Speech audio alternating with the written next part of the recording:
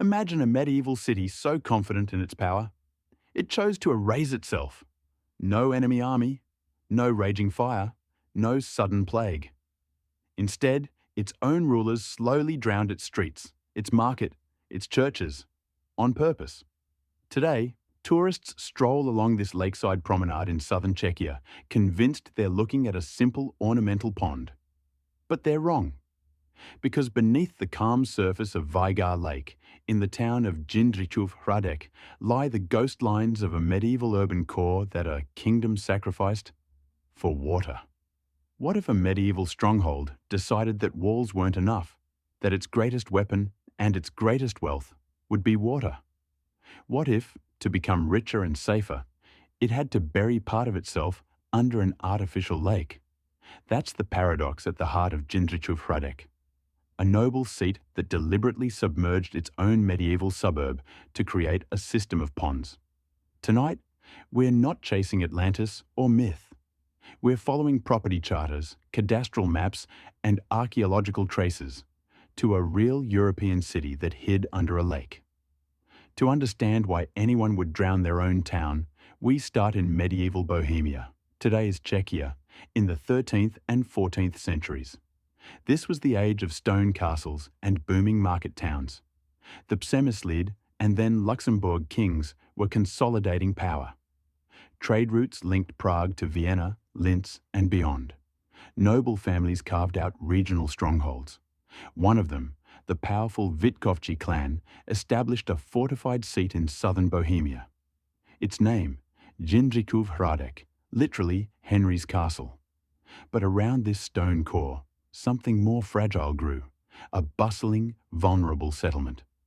By the late 13th century, records show Jindřichův Hradec as a regional centre with a stone castle, parish church and market. Artisans, merchants and peasants crowded outside the castle walls, forming a lower town along the Nežárka River. The town's first known written mention dates to 1220, when a Henry of Hradec appears in documents. Over the following century, privileges stack up, market rights, tolls, mills. The economy is rising, but so are the risks. Wooden houses burn, armies loot. And crucially, in this part of Bohemia, water is both lifeline and threat. Southern Bohemia is a land of gentle hills, small rivers and marshes. In the Middle Ages, these waterways powered mills, fed livestock and watered fields. But they were fickle, too low in summer, too wild in spring. To stabilise the flow, local lords began creating artificial ponds, damming streams, flooding depressions, and controlling outflow with weirs. These ponds weren't just for fish. They were infrastructure, primitive water reservoirs that turned chaotic rivers into predictable power. And here's the twist. The future Vajgar Lake began as exactly that kind of controlled experiment in water.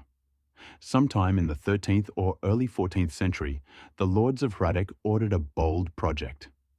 Using local labour, they raised an earthen dam across a shallow depression north of the castle, capturing the waters that trickled down toward the Nežárka.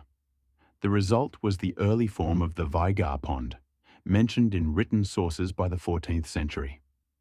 Initially, it was modest, a functional body of water feeding mills and maybe small fish stocks. But as the town prospered, so did the ambition of its waterworks, and ambition has consequences. How do we know any of this? Not from legends, but from paper. Surviving charters from the 14th century mention mill rights and pond ownership in and around Jindřichův Hradec. A 1371 document, for example, notes property near the castle, by the pond, evidence that Vajgar, or its direct predecessor, already bordered inhabited space. Later land registers, especially after 1450, detail plots described as underwater that earlier records treat as buildable land. Piece by piece, historians reconstruct a vanished district. This isn't Atlantis. It's archival cross-checking, slow, careful, devastatingly precise. The real smoking gun doesn't lie in a single dramatic entry, but in comparison. Modern cadastral maps show Vajgar hugging the historic centre of Jindřichův Hradec. But when historians like Jiří Blaha and regional archivists overlaid 19th century plans with medieval land descriptions, something eerie emerged. Earlier sources described streets and plots where, centuries later, only water appears. In other words, what is now lake was once town. Which raises the question, why would anyone sacrifice urban real estate, prime, taxable space, just to expand a pond? To answer that, we have to zoom out to 15th century Central Europe, a century of tension. The Hussite Wars erupted in Bohemia after 1419, shattering religious unity and sending armies across the countryside. Towns fortified themselves, nobles updated castles, and water defences, moats, ponds, flooded meadows, gained new importance. Jindřichův Hradec, owned by a major noble dynasty, stood on a strategic route between Tabor and Austria. Control of water here didn't just mean mills and fish. It meant literal survival. And that made the space around the castle negotiable, even expendable. By the mid-15th century, we see Jindřichův Hradec transforming into a water fortress. Written descriptions and later depictions show the castle and adjacent town ringed with moats and ponds. The Vajgar system, once mainly economic, now doubled as military defence. Expanding it meant raising water levels, broadening surfaces, and accepting that some marginal structures, sheds, workshops, even houses, would be flooded out. The logic is harsh but clear. Better to sacrifice a peripheral district than risk the castle and core town. But Vajgar wouldn't remain peripheral for long. It would grow inward. Water management in the late Middle Ages wasn't guesswork. Millers, carpenters, and surveyors understood gradients, volumes, and flow intimately, even without modern math. When the lords of Hradec ordered higher dams and broader ponds, they knew the trade-offs. Raising Vajgar's level by even a metre pushed its shoreline up to and over existing plots. Property owners displaced by encroaching water appear in 15th century records receiving compensation or swaps. You can almost hear the negotiations. Keep your house and risk the next flood, or move and help turn your old street into a defensive lake. This wasn't a single apocalyptic night when a dam burst and the town vanished. It was a creeping, bureaucratic drowning. First, lower outbuildings nearest the water become too damp, then unsafe. Owners rebuild a little farther uphill. Then, as some buildings are demolished, their plots are consolidated into the expanding pond. Over decades, tax rolls quietly lose entries that earlier documents still list. A cobbler's workshop here, a row of narrow houses there. What had been a living suburb of Jindřichův Hradec slowly crosses a threshold, from taxable land to lakebed. But conflict wasn't the only pressure. The Hussite Wars devastated swaths of Bohemia between 1419 and roughly 1436. Towns like Tabor rose as radical strongholds. Others burned. Jindřichův Hradec, while not annihilated, lived under constant threat. Chronicles mention shifting allegiances and negotiations between local lords and Hussite captains. Flooded zones, difficult approaches, and controlled causeways gave defenders leverage. Nearby ponds could be manipulated, drained to bog down attackers, or filled to block routes. In that climate, sacrificing a district to water looked less like loss and more like long-term insurance. Inside the castle's Great Hall, decisions were being made that would outlast everyone in the room. The Hradec lords of the 15th century weren't irrational tyrants. They were investors. They looked at land values, toll incomes, fishing rights, milling capacity, and military risk. A denser Vajgar pond system meant more fish harvests in Lent, steadier water for mills, and a wider water barrier between the castle and potential enemies. Against that, they weighed the value of a low-lying suburb prone to damp and fire. The math, in their world, was obvious. Ponds like Vajgar weren't pretty ornaments. They were economic engines. Bohemia, especially under the late medieval Rosenberg and Hradec elites, became a powerhouse of pond-based fish production. Cycled draining and refilling allowed for huge carp harvests, perfect for Catholic fasting seasons when meat was forbidden. Jindřichův Hradec sat in the heart of this emerging fish pond culture. An expanded Vajgar multiplied yields. Wealth flowed in silver coins, not just grain. So when we say a city hid under a lake, remember, that lake was a money machine. And money talks, louder than lost streets. Let's pull the centuries together.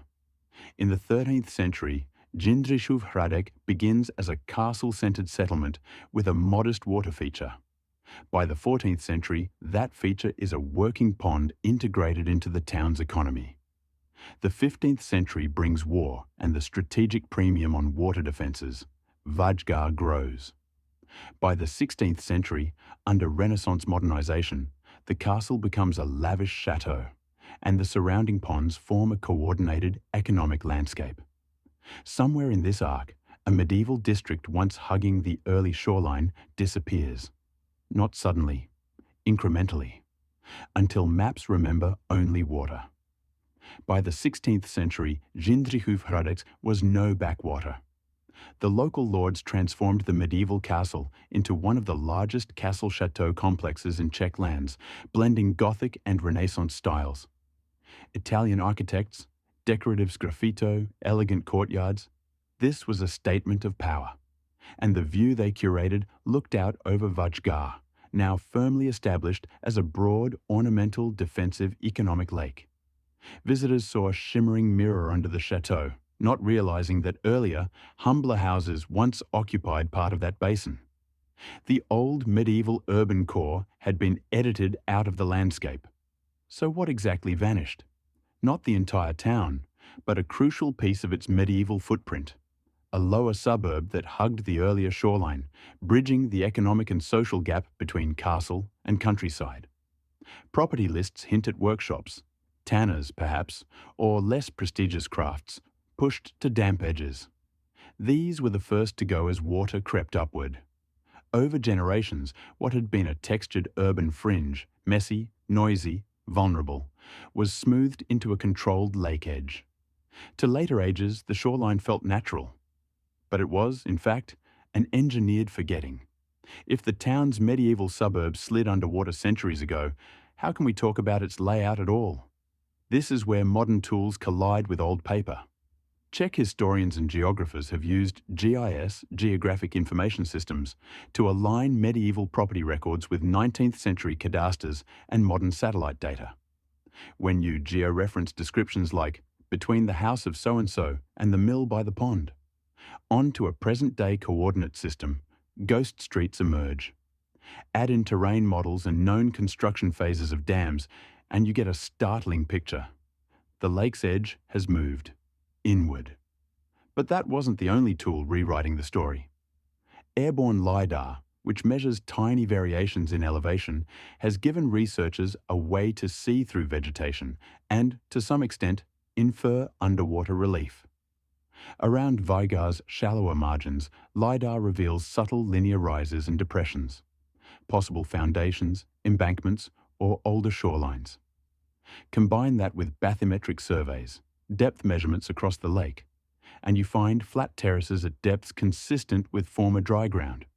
They don't prove standing houses still sit intact, but they do show the lake bed isn't random. It's patterned, as if built upon, then drowned. Limited underwater inspections, mostly by local diving clubs and heritage enthusiasts, have confirmed what maps and models suggest.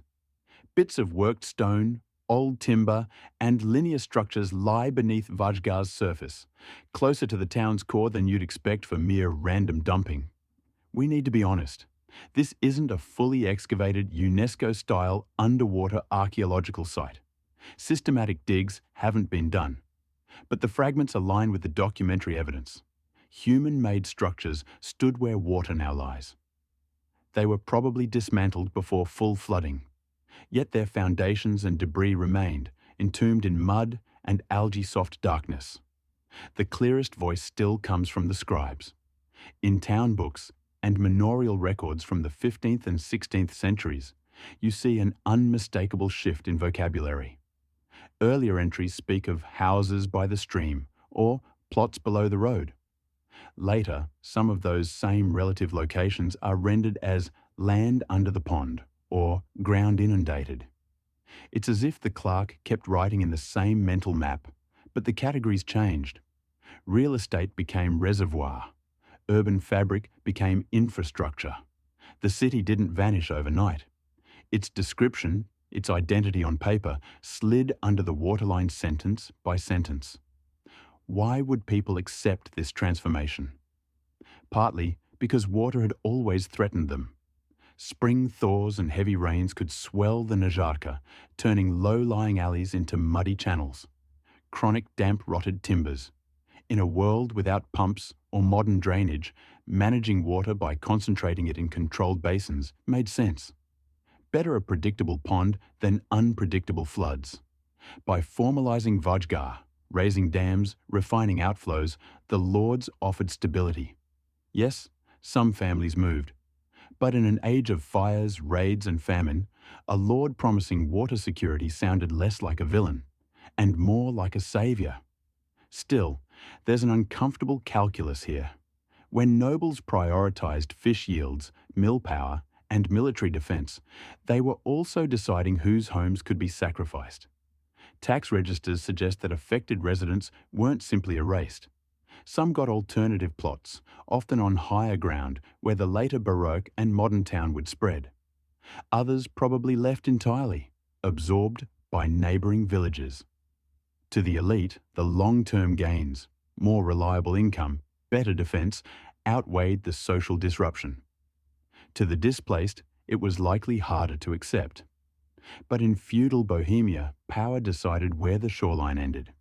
We see this decision fossilized in images. The earliest visual depictions of Jindřichův Hradec are stylized, but by the 17th and 18th centuries, engravings and town views give us clearer silhouettes. Compare them, and the expansion of Vajgar's surface over time is unmistakable. What's even more telling is what's missing. No artist shows a dense district where documents say one once lay. Instead, that space is pure water, occasionally dotted with boats. By then, the memory of the submerged suburb had faded. The lake wasn't a recent intervention anymore. It was just the way things were. But the land remembers. Beneath Vajgar, the sediment layers quietly archive change. Pollen from fields that are now underwater, organic remains from medieval rubbish pits, and, likely, scattered bricks and stones from demolished structures. Each layer corresponds to a moment when someone made a choice about water level, dam height, or land use. Sediment cores, samples drilled from the lakebed, can show when human activity peaked or shifted. While detailed paleo-environmental studies here are still limited, work from similar Bohemian ponds reveals a repeated pattern: urban growth, pond expansion, and drowned edges. Then something unexpected happened. Not a catastrophe, but a new way of thinking. In the early modern period, especially from the 16th to 18th centuries, Bohemian pond systems were rationalized. Engineers like Jakub Krčin, elsewhere in southern Bohemia, redesigned entire waterscapes for maximum efficiency. While Krčin's direct work focused more on areas like Třeboň, the mentality spread. Ponds could be carefully tuned machines. Around Jindřichův Hradec, dam maintenance, sluice improvement, and standardized fish cycles locked Vajgar's position in place. The drowned suburbs ceased to be an active decision. It became a fixed parameter. By the time Habsburg cadastral surveys swept across the region in the 18th and 19th centuries, Vajgar was just another blue shape on the map, its earlier encroachment forgotten. Surveyors carefully measured its shoreline, noted its area, and classified the lake as fish pond, not as former building land. Taxes followed suit. On paper, the water was now more valuable than whatever marginal houses once stood there. The erasure was complete, legally, economically, and visually. A once-lived urban district had been fully converted into a resource. The city's sacrifice was now invisible, even to itself. Fast forward to today.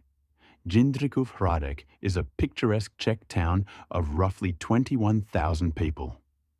Visitors photograph the Renaissance chateau reflected in Vajgar's waters, rent paddle boats in summer, and skate on the frozen surface in winter. Few suspect that part of the medieval town lies beneath them.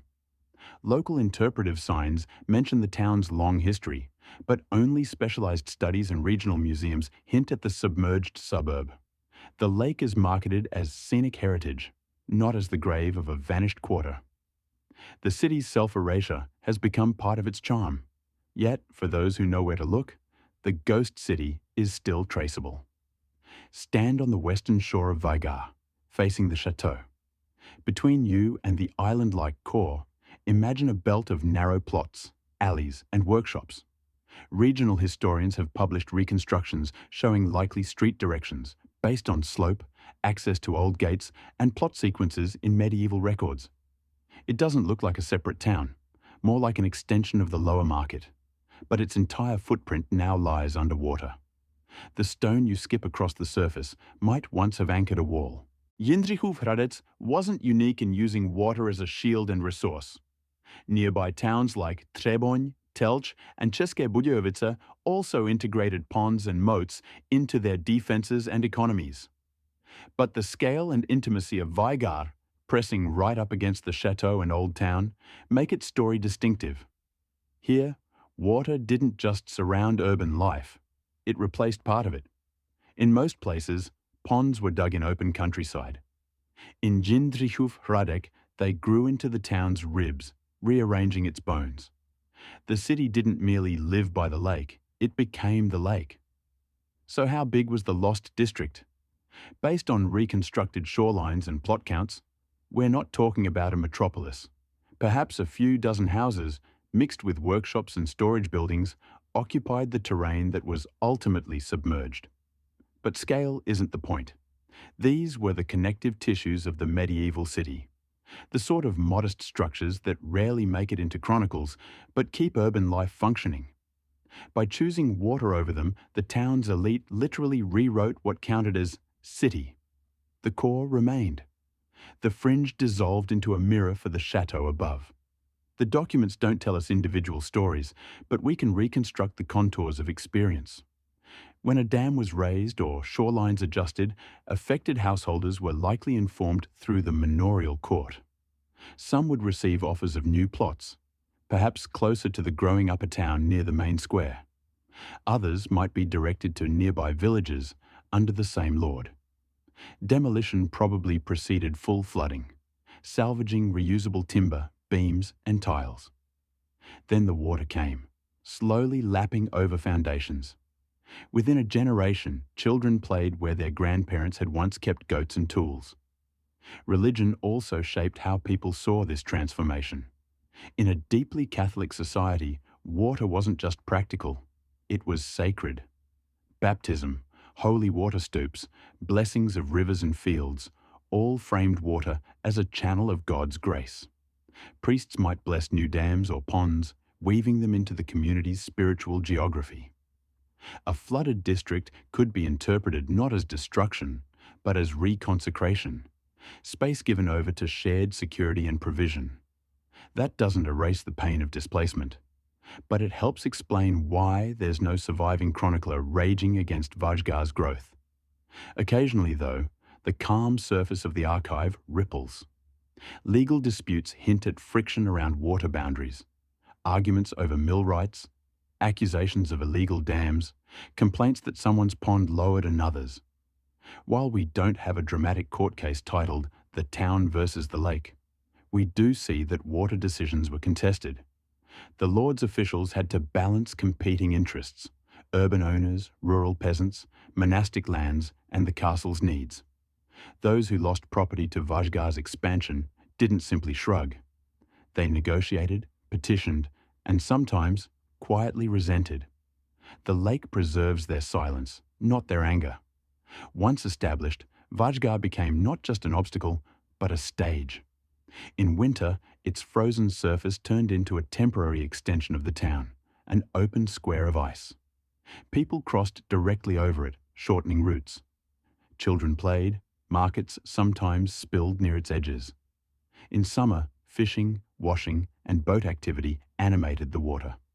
Over time, generations formed new memories attached to the lake, not to the drowned streets. The very space that had once been contentious became beloved. Cultural amnesia completed the submergence. The city no longer missed what it no longer remembered. The 19th century brought factories, railways, and nationalism to Bohemia. Towns were reimagined as centers of Czech or German culture, industrial production, and civic pride. Yet in Jindřichův Hradec, Vajgar remained central to identity. Period postcards proudly showcased the lake and chateau, not as an artificial intervention, but as timeless backdrop. Urbanization pressed outward. New districts arose, but no serious movement sought to drain or reclaim the pond. It was too useful, too beautiful. The idea that this treasured view sat atop a sacrificed medieval quarter simply didn't occur to most inhabitants. Modern curiosity about what lies under Vajgar flickered to life only intermittently. Early 20th century water management projects involved basic depth soundings and maintenance on dams, but left the lake's core untouched. Occasional droughts lowered water levels enough to expose muddy margins, revealing stumps, stones, and debris, just enough to spark rumors of sunken foundations. Local newspapers mentioned odd finds, but systematic archaeology wasn't yet a priority. The idea that a city had partially erased itself through engineering lingered in academic circles, not popular imagination, until new tools changed what could be seen. In the late 20th and early 21st centuries, two forces collided: digitization of archives and advances in remote sensing. Medieval charters and town books were scanned, transcribed, and made searchable. At the same time, high-resolution aerial photos, LiDAR, and bathymetric data became available. Suddenly, researchers could overlay a 15th century property list on a 21st century elevation model and watch mismatches pop out. Streets described in text didn't match dry land today. Instead, they lined up with shallow ridges beneath Vajgar. The conclusion was inescapable. Jindřichův Hradec had quite literally redrawn its own shoreline. Scholars began to discuss Jindřichův Hradec not just as a picturesque town, but as a case study in medieval environmental engineering. Papers in Czech regional journals and conference presentations highlighted the pond's role in reshaping urban space. They cited comparative examples from other pond systems, underlining that this wasn't an isolated oddity, it was a particularly vivid instance of a broader trend. Late medieval and early modern elites granting water a seat at the urban planning table. The phrase, "the city that hid under a lake," might be poetic, but the underlying mechanism is anything but. The reconstruction process is painstaking. Researchers comb through land registers, noting every reference to plots by the pond, below the castle, near the mill, and underwater. They map these relational descriptions into a coordinate system, experimenting with different alignments until the relative positions make spatial sense.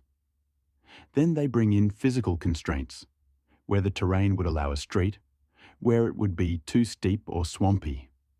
Slowly, a plausible network of lanes and plots emerges, hugging an earlier, smaller Vajgar. That network, corroborated by later inundated references, marks the drowned district. Overlay that urban ghost map with hydrological modelling, and the timeline sharpens.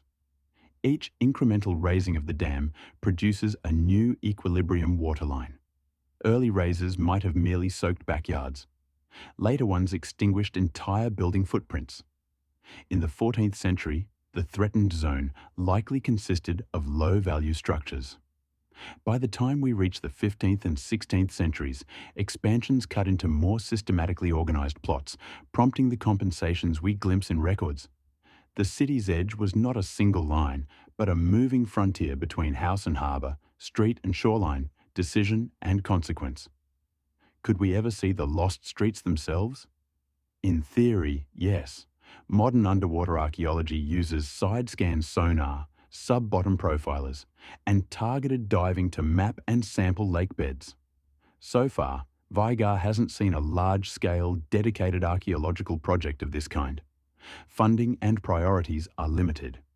But pilot surveys could identify denser concentrations of anthropogenic material. Cores could capture cultural layers. If that happens, Jindřichův Hradec might join the growing list of European sites where underwater research reveals how medieval people literally reshaped their world, sometimes at the cost of their own foundations. Jindřichův Hradec's story echoes in other landscapes. In the Netherlands, entire medieval polders were surrendered to water to manage flooding. In the modern era, reservoirs like Italy's Lago di Vagli or Spain's Mansilla Dam submerged villages wholesale. But those are usually framed as tragedies or sacrifices for national progress. What's different here is scale and subtlety. A single Bohemian town, acting over centuries, quietly traded part of itself for a multifunctional pond. No dramatic relocation program, no commemorative plaque. Just line items in accounts and an expanding patch of blue ink on maps. Viewed coldly, the decision looks almost modern. The lords of Jindřichův Hradec optimized their portfolio, swapping vulnerable, low-rent real estate for a durable, income-generating asset that also enhanced security and prestige. In today's language, they converted illiquid property into an infrastructural investment. Except their investment vehicle was a lake. They spared the symbolic heart, the castle, the church, the main square, and let the water nibble away at the margins. The city didn't vanish entirely. It slimmed down, consolidating into a more defensible, more profitable core, and let the rest sink. But remember, optimization from above always feels different from below. Imagine the conversations in taverns and homes. They say the pond will rise again next spring. The miller's new sluice is flooding our yard. They promise us land near the square, but who believes them? We don't have their exact words, only hints in complaint records and land transfers. Still, human nature hasn't changed. Some saw opportunity in relocation. Others clung to old plots until necessity or decree forced them out. In the end, the water came anyway, impartial and unbothered by gossip. Loss echoes differently across generations. The first families displaced by Vajgar's expansion likely told their children stories. We used to live down there, where the carp swim now. Grandchildren might have turned those stories into half-remembered anecdotes. By the third or fourth generation, the narrative collapses into local legend. They say houses once stood under the lake. Without written protest or monumental ruins, memory thins. The archive preserves the decisions, not the emotions. Yet every cart of belongings trundling uphill, every demolished doorway marked a private apocalypse long since absorbed into the tranquil view. Over time, the community didn't just accept Vajgar, it sacralized it. Processions likely skirted its edges on saints' days. Reflections of church towers in the water became part of the town's spiritual imagery. When Baroque culture swept through Bohemia after the 30 Years' War, the dramatic juxtaposition of architecture and water fit perfectly with its love of theatre and perspective. Painters and engravers emphasized the lake's role in framing the chateau and churches. The memory of a utilitarian, sacrificial engineering project receded behind a curtain of aesthetic and devotional meaning. Today, standing by Vajgar at dusk, it's hard to imagine anything sinister about it. Swans glide by, lights ripple from the chateau windows, and the hum of modern traffic mixes with lapping water. Yet just a few meters below the surface, the lakebed holds the disarticulated bones of a medieval neighborhood, foundation stones, scattered objects, and layers of trash that once lined alleyways. That's the unsettling truth. What looks like timeless nature here is, in fact, engineered forgetting. Urban space turned into tranquil scenery by long-ago acts of will. Zooming back out, Vajgar is one tile in a vast mosaic. Southern Bohemia's pond systems, many founded or expanded between the 14th and 16th centuries, transformed the region into a managed hydrological landscape. Names like Rosenberg, Svet, and Opatovici appear in sources as major economic assets. While not all of them swallowed built-up areas, they shared a core principle. Water could be shaped as flexibly as stone. Towns and villages didn't just adapt to rivers, They sculpted whole waterscapes, even if that meant redrawing their own borders and, occasionally, sacrificing their own streets. This medieval story feels strangely contemporary. Today, as climate change alters rainfall patterns, societies again face hard choices about water. Where to build dams, which lands to flood, whose homes to move. News footage of modern reservoirs drying up or swallowing entire valleys echoes the dilemmas Jindřichův Hradec grappled with centuries ago. The tools differ: excavators, spreadsheets, environmental impact reports. But the core tension is the same: managing risk and resource by displacing some people for the perceived good of many. Vajgar is a mirror, not just of the chateau, but of ourselves. Imagine, centuries from now, archaeologists draining an obsolete reservoir and finding a 20th century village beneath. Foundations, streets, playgrounds.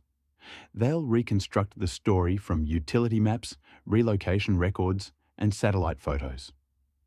Jindřichův Hradec is what that future will look like for our own interventions. Historians today are those future archaeologists, except their reservoir is medieval. They decode charters instead of planning permits, pond embankments instead of concrete dams. And the city they uncover isn't entirely gone. It lives on, transformed, in the very water that consumed it. One of the most haunting realizations is spatial continuity. Walk the promenade today and, in places, your path closely tracks the line of former medieval backyards. Where benches face the lake, residents once stacked firewood. Where a railing marks the drop to water, there may have been a fence between plots. The horizon of the chateau, the church towers, the distant hills, those haven't moved. What changed is the foreground. Stone and timber replaced by ripples and reflections. The town didn't disappear from here. It changed form, from built fabric to liquid surface. Crucially, the sacrifice of the drowned district fed back into the survival of the rest. Revenues from fish, stabilized milling, and improved defense-financed renovations to the castle supported town fortifications and underpinned the prosperity that later allowed Jindřichův Hradec to flourish as a Renaissance center. In a counterintuitive way, the part of the city that vanished helped ensure that the parts we admire today still exist. Without Vajgar's expansion, the town might have fallen in war, stagnated economically, or evolved entirely differently. The lake is both gravestone and benefactor. Local identity today fuses stone and water. The town's promotional materials, tourism websites, and souvenirs almost always pair the chateau silhouette with Vajgar's surface. It's a brand, castle over lake. Few medieval lords could have imagined Instagram, but they understood optics. Positioning your residence over a body of water signaled control over both land and life. It framed power as serene, reflective, inevitable. The submerged suburb doesn't appear on any logo, but its absence makes the composition possible. Visually, as well as economically, erasure was part of the design. At night, with the chateau lit and the rest of the town dimming, Vajgar becomes an ink-black void bordered by gold. It's easy to project stories into that darkness. Secret tunnels, forgotten treasures, entire lost cathedrals. The truth is less fantastical, but more profound. Under that surface lies the record of everyday medieval life, its workshops, yards, and waste. The people who lived there weren't heroes or villains, just residents caught in the slow tightening of an infrastructural vice. Their world ended not in flames, but in a steady, managed rise of water. If future excavations are ever carried out, what might they find? Based on analogous sites, we can expect broken ceramics, iron nails, woodworking offcuts, animal bones, and maybe personal items dropped in yards or alleys, buckles, knife blades, beads. These aren't spectacular treasures, but they're the stuff of real history. Each sherd and scrap would help refine the picture drawn from documents. What crafts clustered here, what people ate, how they adapted buildings to damp conditions. Underwater mud is not glamorous, but as an archive of lost urban texture, it's priceless. Let's pause and reconstruct. Picture a band of timber-framed houses with overhanging upper stories, smoke curling from chimneys. Narrow lanes run between them, sloping gently toward a smaller, earlier pond. Children chase geese, a tanner scrapes hides, a mill pulse sounds nearby. Now slowly, over decades, the shoreline creeps forward. Some houses are rebuilt uphill, others vanish. The lanes dead-end at water. By the time Renaissance architects arrive, the band is gone. Where noise once rang, ripples spread. The kingdom didn't lose this city in war. It traded it, piece by piece, for a lake. Compared to legends of Atlantis or Wise, Vajgar's sunken suburb might seem modest. There's no cataclysmic wave, no divine punishment, no entire civilization swallowed overnight. Just charters, embankments, and fish. But that's exactly why it matters. Most real lost cities aren't swallowed in a single dramatic gulp. They're nibbled away by policy decisions, economic shifts, environmental management. The medieval kingdom that drowned a piece of its own town wasn't insane. It was calculating. The miracle isn't that a city hid under a lake. It's that we can still trace the hiding. So, next time you stand by a scenic lake in an old European town, ask a dangerous question. Is this water natural, or is it a decision? In Jindřichův Hradec, that question lifts the surface of Vajgar like a lid. Underneath, we glimpse a medieval world that chose to prioritize ponds over people's plots, security, and profit over marginal streets. Not as a villain's master plan, but as a series of pragmatic steps few could see the end of. The city didn't simply vanish. It followed its ruler's logic, straight under the water. Jindřichův Hradec's lake isn't just a local curiosity. It's a node in Bohemia's broader medieval story. This region balanced on the edge of major powers: Holy Roman emperors, Habsburg dynasts, and Czech kings. Trade routes, military campaigns, and religious upheavals all passed through. Ponds like Vajgar were part of how local elites navigated that turbulence, hedging against famine, funding retinues, strengthening fortifications. The submerged suburb is collateral damage in a much larger strategy of survival and influence, written not only in stone and parchment, but in watercourse and shoreline. The mental model in a 15th century lord's head wasn't so different from a modern urban planner's. He saw flows of grain, of fish, of money, of soldiers. The town was a node to be fortified and fed.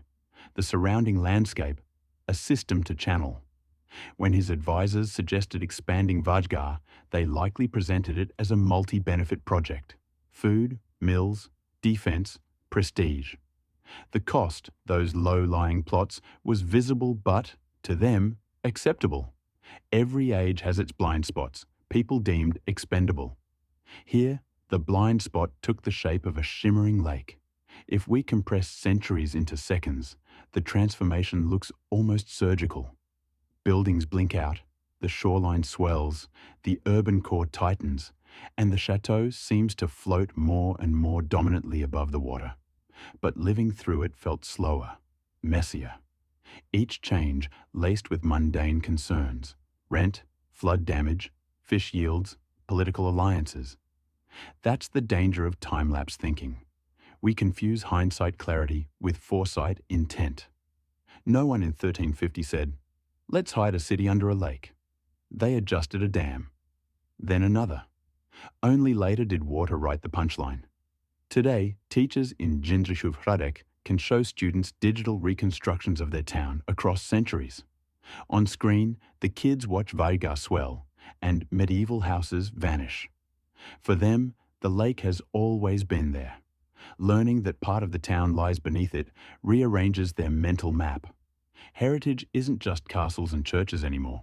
It's also absence, knowing what used to stand where water now glints. In that sense, the submerged district is re-emerging, not physically, but intellectually. The city that once hid under a lake is slowly coming back into focus. Museums and local cultural centres play a key role here. Exhibitions on the town's history increasingly incorporate the story of water management: ponds, mills, floods. Models show Jindřichův Hradec at different dates, with the footprint of Vajgar shrinking and expanding. Visitors can slide bars to see which parts of the map went from dry land to lake. It's an elegant way to visualize power in action. Each notch on the slider represents a legal decision, a construction project, and a family uprooted. The lake becomes legible again, not just scenic, but historical. For most locals, though, Vajgar is simply part of daily life, a place to fish, walk, meet friends. Its medieval drama doesn't intrude when you're checking your phone by the shore or jogging the perimeter at dawn. Yet that very ordinariness makes its story powerful. The most radical transformations usually fade into background routine. A fisherman's float drifting over the former entrance to a medieval workshop is a better symbol of history than any monument. Continuity over rupture, use over ruin, a living town perched atop its own edited past. When we strip away the romance and condense the evidence, the core narrative is stark. A medieval town in Bohemia, shaped by noble ambition and regional turbulence, deliberately expanded an artificial pond, Vajgar, over part of its own built-up area. Driven by economic logic, defensive needs, and long-term planning, elites traded a low-status suburb for a multifunctional lake. Over generations, that choice erased streets from maps and memories. Only through patient archival work, modern mapping, and environmental science can we now outline the submerged quarter's footprint and restore it to the story. So, what lies under Vajgar? Not a forgotten empire or a jeweled cathedral, but something rarer. Proof that medieval people were capable of long-term, landscape-scale engineering, even when the cost was part of their own city. Their decision forces us to rethink the Middle Ages not as static or naive, but as strategically ruthless in its own way. Jindřichův Hradec didn't wait for disaster. It engineered its future, one dam raise at a time, and quietly buried the consequences beneath a beautiful lake that we still admire today. The city that hid under a lake never truly disappeared. It became the water that defines Jindřichův Hradec, the mirror for its chateau, the engine of its past wealth, the quiet archive of its forgotten streets. In a world still wrestling with where to draw the line between land and water, its story feels less like distant history and more like a warning. If you enjoyed this deep dive into the unknown, subscribe for more uninteresting history